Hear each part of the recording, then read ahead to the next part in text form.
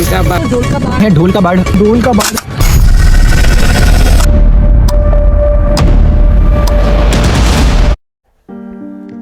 ये है जयपुर का हरा दिल, ढोल का बाड़। ऊपर से देखिए, ये सिर्फ कुछ पेड़ नहीं बल्कि हमारी सांसों की डोर है। इस भागम भाग भरे शहर में ये प्रकृति का एक अनमोल नगीना है। ये सिर्फ एक जंगल नहीं, ये एक चेतावनी है। एक ऐसी कहानी जो सिर्फ जयपुर की नहीं, पूरे भारत की बल्कि पूरी दुनिया की है। ये कहानी है ढोल का बाड़ की।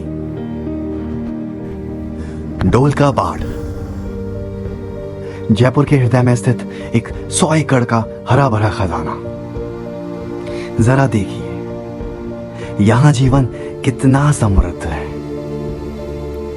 2000 से ज्यादा पेड़, अनगिनत झाड़ियां, लताएं, ये सिर्फ एक जंगल नहीं बल्कि एक जटिल पारिस्थितिकी तंत्र है।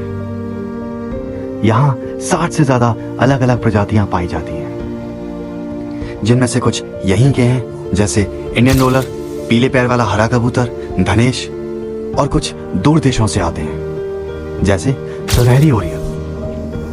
ये जंगल उनके लिए एक घर भी है और एक पड़ाव भी। सिर्फ पक्षी ही नहीं बल्कि यहां नीलगाय जैसे जानवर भी पाए जाते हैं, और कई तरह के सरीसृप और कीड़े भी। ये सब मिलकर यहां एक ऐसा जीवन चक्र बनाते हैं जो हमारे लिए बहुत जरूरी है। लेकिन ये खजाना अब खतरे में है।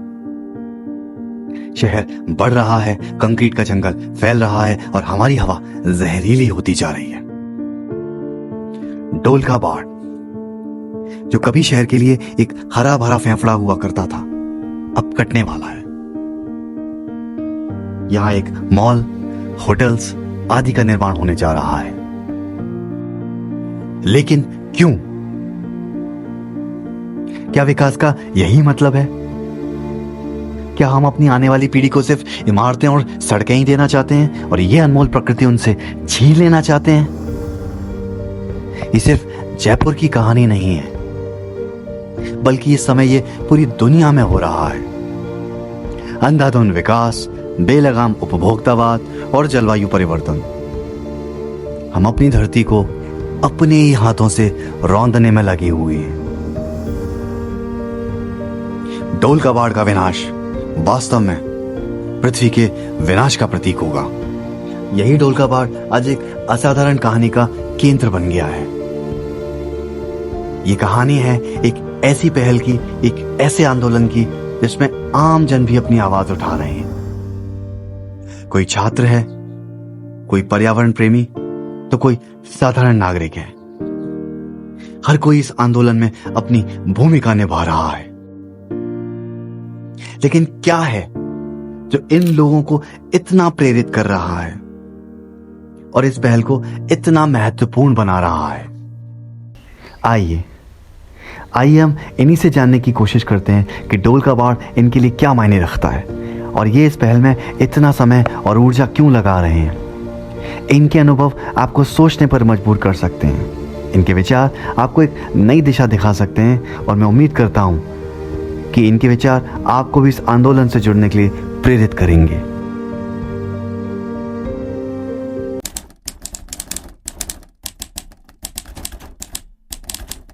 हमारा जो इकोसिस्टम है ना, ये एक लूप में चलता है। ये ऐसा नहीं है, ये इंटरकनेक्टिंग है और इंटरडिपेंडेंट है। यहाँ पर ऐसा नहीं है कि हम एक तरह के पेड़ लगाएं या एक तरह के पक्षियों को हम एकदम प्रोत्साहन दें, एक तरह के पेड़ लगाएं तो हमारा इकोसिस्टम वापिस जैसा पहले है वैसा का वैसा हो जाएगा। ये फॉरेस्ट क्यों जरूरी है? क्योंकि यहाँ पर सब तरह के पेड़ और सब तरह के पक्षी हैं। आप देखो, ये जो पक्षी है ना, ये यहाँ के नेटिव प्लांट पे रुकते हैं। आप गुलमोहर के या कोई दूसरे पेड़ कहीं पे लगा दोगे, वहां पर वो पक्षी नहीं बैठेंगे कि उनका जो सूटेबल वो पेड़ वही है जो यहाँ पर हमको मिलते हैं। तो पूरे अगर हमको वापस जयपुर को ग्रीन रखना है तो हम अगर बाहर के प्लांट लगाएंगे तो शायद इतना सक्सेसफुल नहीं हो पाएगा हमारा यहाँ का इकोसिस्टम। हमें यहाँ के नेटिव प्लांट लगाने पड़ेंगे। जैसे कि यहाँ पर हमको देखते हैं, अपन को पीपल मिल रहा है, करंज का पेड़ मिल रहा है अपने को यहाँ पे, अपने को यहाँ पलाश का पेड़ मिल रहा है, अपने को यहाँ पे बबूल का पेड़ मिल रहा है, कितने तरह के पेड़ अपने को यहाँ पे मिल रहे हैं। और उन पेड़ों के नेटिव सीड्स आज भारत सरकार के पास इतने संसाधन है, परंतु फिर भी आप देखो नेटिव ट्रीज के जो सीड्स हैं, उत्तम सीड मिलते तो है मार्केट के अंदर, पर वह तो गलत है या फिर वो बहुत महंगे हैं। आज अलग अलग जगह, साउथ में, दिल्ली में, अब कुछ जगह भारत में ऐसा हुआ है कि वहां पे नेटिव प्लांट की स्पीशीज के बीज तैयार करना एक बहुत बड़ा चैलेंज है गवर्नमेंट के पास में। ऐसी बहुत सी संस्थाएं, नाम आप गूगल कर सकते हैं, जो लगाना चाहती है नेटिव प्लांट्स को, बट उनके पास रिसोर्सेज है, वो चाहे तो साल में 10 लाख पेड़ लगा सकते हैं, बट उनको ऐसे उत्तम बीज नहीं मिलते, और मिलते हैं तो उनकी रेट्स बहुत हाई है। तो ऐसे अगर फॉरेस्ट बचे रहेंगे और गवर्नमेंट यहाँ पे रिसर्च प्लान लगाएगी, रिसर्च का प्रोग्राम करेगी और यहाँ पे एक नर्सरी तैयार करके जहाँ नेटिव प्लांट्स मिलेंगे, तो ये बेनिफिट होगा केवल पूरे जयपुर के लिए नहीं, ये यहाँ का जो क्लाइमेट है, यहाँ के जो प्लांट्स है, ये पूरे अरावली रीजन में मिलते हैं, जो उदयपुर से लेकर दिल्ली तक कनेक्ट करता है। तो यहाँ तक के प्लांट को बेनिफिट मिलेगा। यहाँ पे जो नर्सरी पे पेड़ तैयार होंगे वो अलग अलग जगह भी यूज हो सकते हैं, ना केवल जयपुर को, दिल्ली को और पूरे इंडिया को भी ये बेनिफिट कर सकता है अगर यहाँ पे बायोडाइवर्सिटी पार्क बनता है और यहाँ पे नेटिव प्लांट की नर्सरी लगती है तो।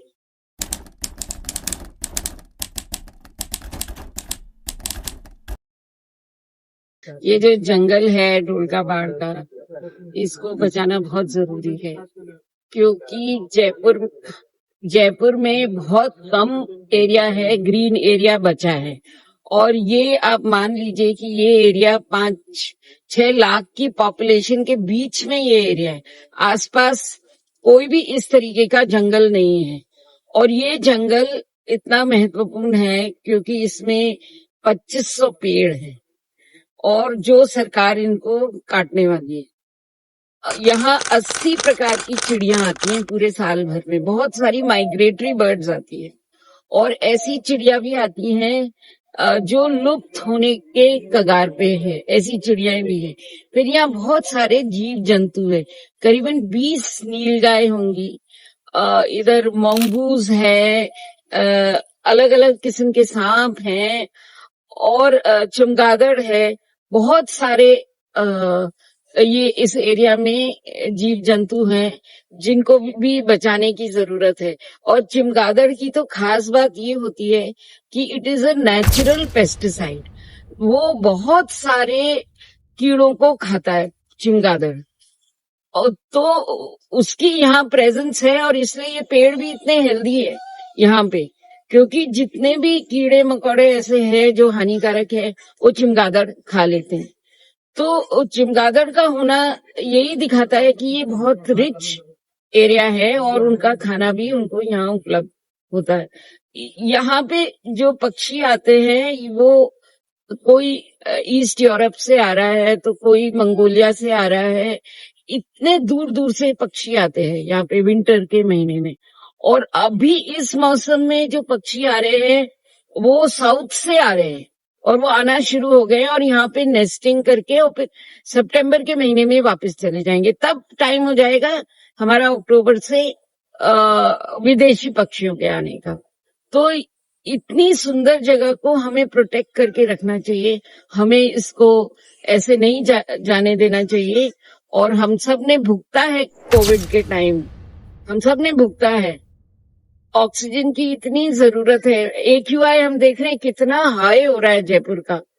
और तो जो अभी हमारे पास है, जो बचा हुआ है, उसको हमें बचा के रखना है। ये जो एरिया है ये जयपुर के लंग्स की तरह काम करता है। आप लोग जानते हैं कि प्रदूषण का हमारे देश में क्या हाल है। दुनिया के सबसे प्रदूषित 100 शहरों की सूची में हमारे देश के कितने सारे शहर हैं, जयपुर भी उनमें से एक है। जयपुर को दिल्ली जैसा गैस चैम्बर बनने से बचाने का हमारे पास में ये एक आखिरी मौका है, और इस मौके को भुनाने के लिए आप सबको साथ आना होगा और इस ज़मीन को और इस जंगल को बचाना होगा।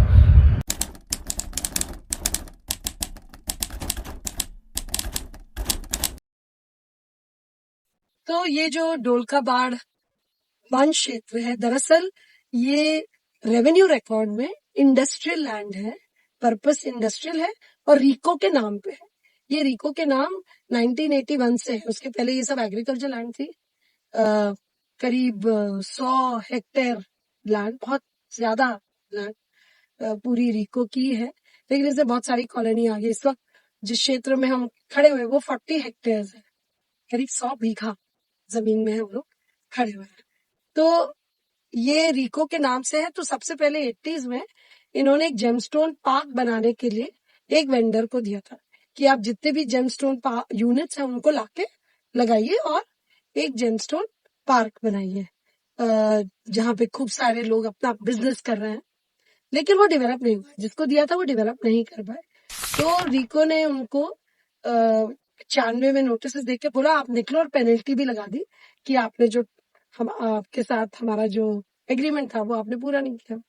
तो वो लोग हाई कोर्ट गए। हाई कोर्ट में वो लोग अच्छा हुआ नहीं हाई कोर्ट में रिको वालों का।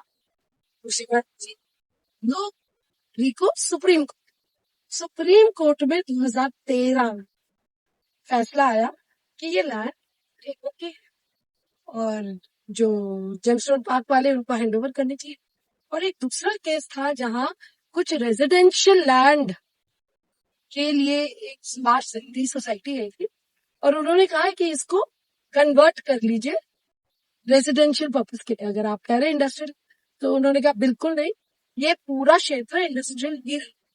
तो 2013 रिको सुप्रीम कोर्ट से जीत कर आएगा कि ये नाइदर रेजिडेंशियल लैंड रहेगी कोई भी हिस्सा, और कुल मिला के ये केवल एक ही पर्पज के लिए, वो है इंडस्ट्रियल पर्पज।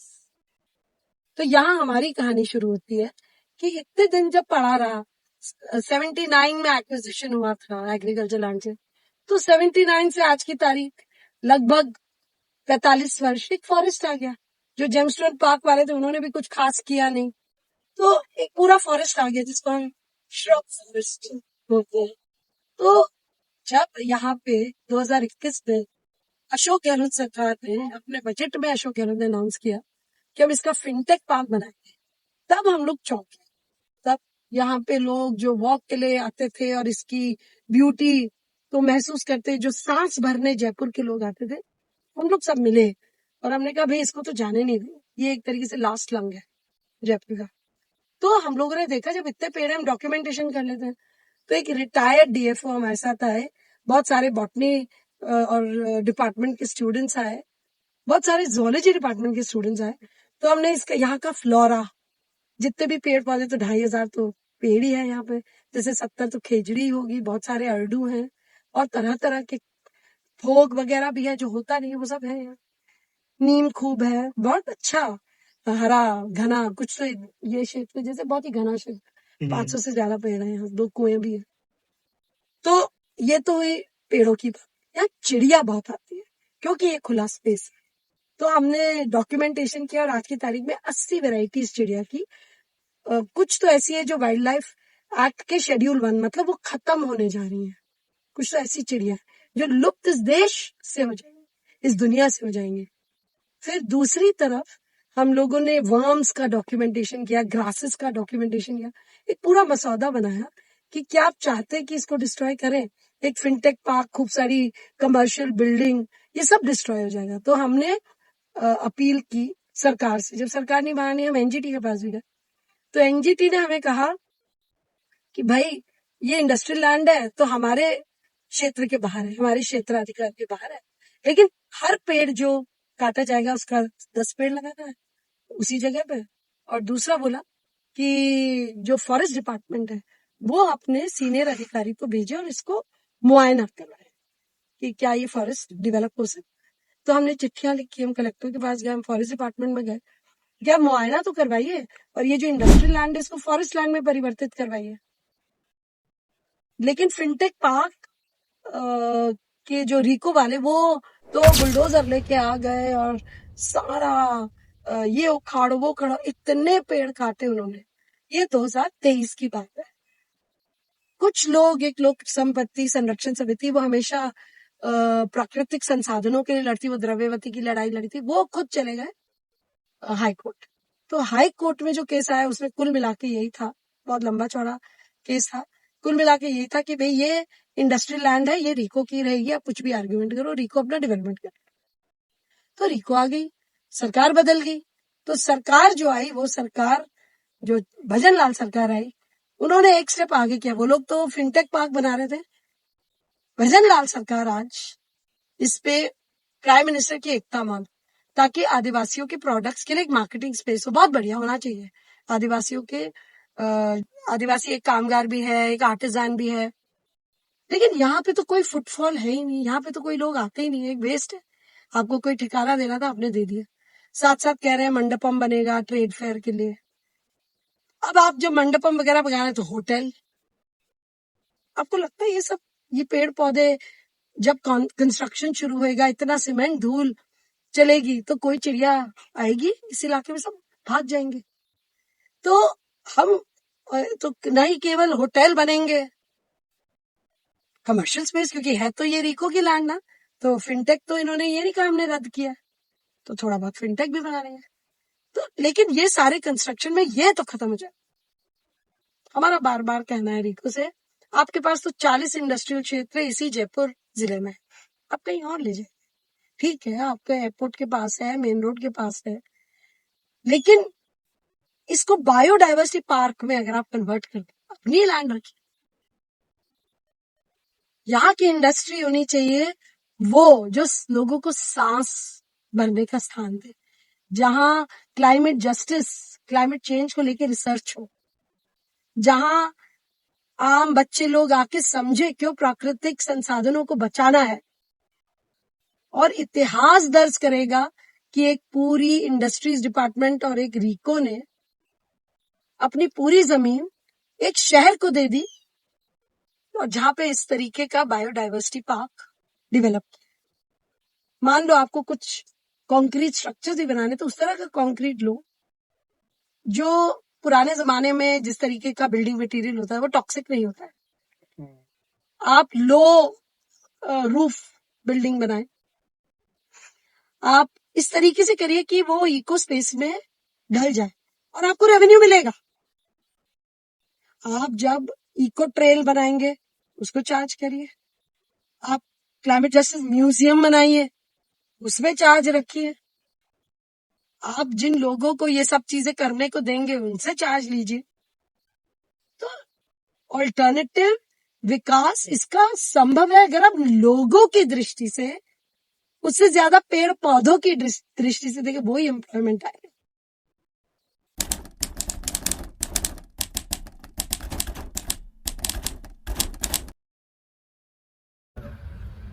जब भी विकास की बात होती है तो आपके दिमाग में बड़ी बड़ी बिल्डिंग्स आती हैं, आपके दिमाग में बड़े बड़े ऐसे ऑफिसेज आते हैं जहाँ पे कुछ लोग सूट वूट पहन के काम कर रहे होंगे, इंडस्ट्रीज दिखती है जहाँ पे कुछ बन रहा होगा। तो विकास की जो हमारी डेफिनेशन रही है वो हमेशा एक सीमित संदर्भ में रही है, और वो डेफिनेशन शायद आज के 20 साल पहले, 30 साल पहले एकदम सही थी, क्योंकि तब ज़रूरत थी देश में इस तरह की बिल्डिंग्स बनाने की, इस तरह का इंफ्रास्ट्रक्चर बनाने की। पर आज की तारीख में जब जलवायु परिवर्तन, क्लाइमेट चेंज जिसे हम कहते हैं, जब देश का ही नहीं दुनिया का हर शहर, हर गांव बढ़े हुए टेम्परेचर से, इर्रेगुलर जो बारिश होती है, अचानक से सूखा पड़ जाता है, नेचुरल डिजास्टर्स इतने तरीके से बढ़ गए हैं, तो जब देश का हर शहर इस तरह से जो जलवायु परिवर्तन से जूझ रहा हो, तब हमें विकास की इस डेफिनेशन को चेंज करने की बहुत ज़्यादा ज़रूरत है। और इसीलिए ये जो कॉन्सेप्ट है सस्टेनेबल डेवलपमेंट का, वो पिक्चर में आता है। राजस्थान के संदर्भ में सस्टेनेबल डेवलपमेंट और ज़्यादा ज़रूरी है, क्योंकि अगर आपने पढ़ा होगा तो आपको पता होगा कि राजस्थान में डेजर्टिफिकेशन बढ़ रहा है। जो हमारा वेस्ट में था डेजर्ट है, उसकी बाउंड्री एक्चुअली जो है ईस्ट की तरफ शिफ्ट हो रही है। सरकार ने इस मामले में इनिशिएटिव्स लिए हैं कि हमें पेड़ लगा के उस डेजर्टिफिकेशन को रोकना पड़ेगा। पिछले साल जयपुर, जोधपुर जैसे कई शहरों में एवरेज से बहुत ज्यादा बारिश हुई थी। पिछले साल जयपुर में तापमान लगभग 50 डिग्री पहुंच गया था। इस साल उम्मीद है कि हो सकता है 50 को भी पार कर जाए। तो ये सारे जो एलिमेंट्स हैं जो हमें पिछले 4-5 सालों में दिखना शुरू हुए हैं, क्लाइमेट चेंज के एलिमेंट्स, तो हम राजस्थान के विकास के बारे में जब भी सोचें तो हमें इन एलिमेंट्स के बारे में ध्यान रखना पड़ेगा। हमें क्लाइमेट चेंज एक रियलिटी है, उसको ध्यान रखना पड़ेगा, और उसी के परिप्रेक्ष्य में हमें जो है ये डेवलपमेंट करना पड़ेगा। तो आज की तारीख में जब हम डोल का बाड़ में खड़े हैं, 100 एकड़ का ये जंगल है जयपुर शहर के बीचों बीच। मुझे नहीं लगता कि अब ऐसी और कोई भी लैंड बची है जहाँ पे इस तरह से नेचुरली एक फॉरेस्ट उगी हो, जहाँ पे 80 से ज्यादा पक्षी, जीव जंतु, रेप्टाइल्स, इंसेक्ट्स, एनिमल्स, मोर दिखेंगे आपको, नीलगायें दिखेंगी, इतने सारे तो ऐसे बर्ड्स हैं जो लैंग्विशिंग स्पीशीज की कैटेगरी में आते हैं। तो जयपुर में इस तरह का कोई स्पेस बचा नहीं है।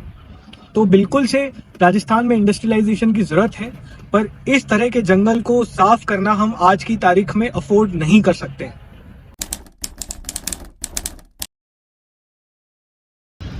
दोस्तों आखिर में हमें यह सोचना है कि क्या हमें बाढ़ से मरना है या सूखे से मरना है, पानी की कमी से प्यासा मरना है या फिर फसल खराब होने की वजह से भूखा मरना है। चुनाव इसका नहीं है कि क्या एयर क्वालिटी इंडेक्स यानी AQI सुधरेगा या फिर नहीं सुधरेगा। चुनाव इसका है कि क्या हमें दिल की बीमारी से मरना है या फिर सांस की बीमारी से मरना है।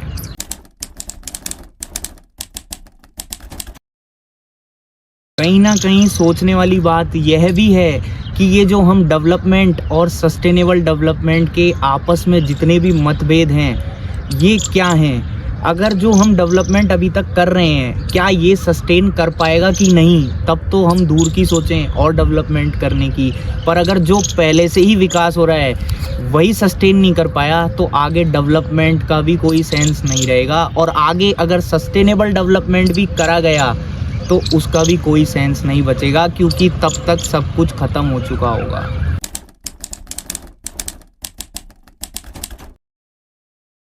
दोस्तों यूं तो यह देश कृष्ण, महावीर, बुद्ध, कबीर, अन्य महापुरुषों जैसे लोगों का है, लेकिन विरोधाभास की बात यह है कि फिर भी देश इनसे सीखे बिना इनकी सीख को नहीं ले पा रहा है और प्रकृति को बचाने में असक्षम है।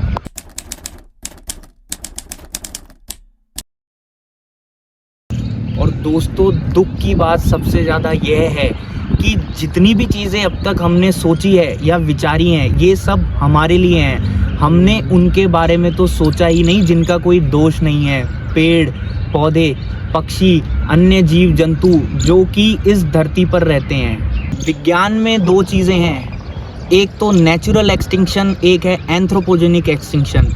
जो नेचुरल एक्सटिंक्शन है वो यह बताता है कि जो स्पीशीज़ की नॉर्मल स्पीड है एक्सटिंक्ट होने की, यानी कि इस पृथ्वी से समाप्त होने की, वो बहुत ही कम है, शायद 1, 2 या फिर 5। लेकिन जो एंथ्रोपोजेनिक एक्सटिंक्शन है यानी मानव कर्मों के द्वारा निहित, वह 100 से लेके 1000 या फिर उससे भी ज़्यादा है। यानी कि रोज़ हम इतनी ज़्यादा स्पीशीज़ को एक्सटिंक्ट करने में मदद कर रहे हैं और कहीं ना कहीं हम उन पे जाने अनजाने में बहुत ज़्यादा हिंसा कर रहे हैं। अब जब सब ख़त्म होने ही वाला है तो हमारी शिकायत किसी सरकार या इस देश से नहीं होनी चाहिए, हमारी शिकायत अपने आप से होनी चाहिए कि हम इस प्रकृति को बचाने में असक्षम क्यों रह गए या रह रहे हैं।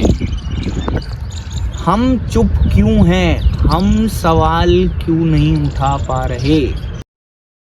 आप क्या कर सकते हैं, इस कहानी को ज्यादा से ज्यादा लोगों तक पहुंचाएं, सोशल मीडिया पर सेव डोल का बात ट्रेंड करें और सबसे जरूरी बात, अपने आसपास की प्रकृति का सम्मान करें, क्योंकि ये सिर्फ जंगल नहीं, ये हमारी जिंदगी है।